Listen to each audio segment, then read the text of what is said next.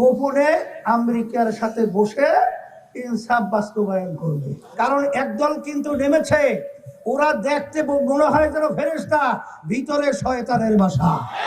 নতুন ভাবে এই নীতি আদর্শের মাধ্যমে তারা ইনসাফ প্রতিষ্ঠিত করবে। কোন ইনসাফ? গোপনে আমেরিকার সাথে বসে ইনসাফ বাস্তবায়ন করবে। গোপনে ভারতের সাথে বসে ইনসাফ বাস্তবায়ন করবে।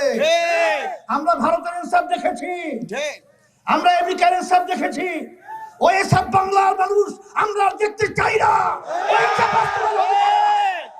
এই ভুলের মাসুল দেওয়ার কোনো সুযোগ থাকবে না।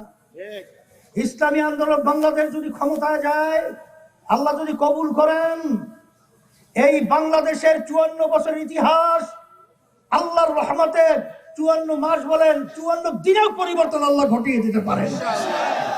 কারণ একদল কিন্তু নেমেছে, ওরা দেখতে মনে হয় যেন ফেরেশতা, ভিতরে শয়তানের বাসা।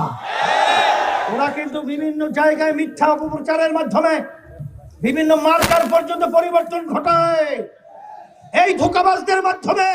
আর আমরা ধোঁকায় পড়তে চাই না, এদেরকে প্রতিহত করতে হবে। আর হাত পাকা প্রতীকের আমার এই লাঠি দিয়ে আমার হযরতের মাধ্যমে এই দুর্নীতিকে এই জমিন থেকে উৎখাত করতে হবে ইনশাআল্লাহ। আরেকটা বিশেষ করে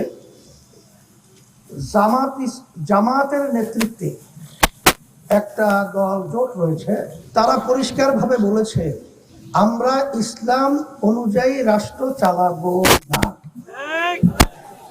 তারা রাষ্ট্র পরিচালনা করবে বর্তমানে যে প্রচলিত নিয়ম রয়েছে সেই নিয়ম অনুযায়ী তারা রাষ্ট্র পরিচালনা করবে।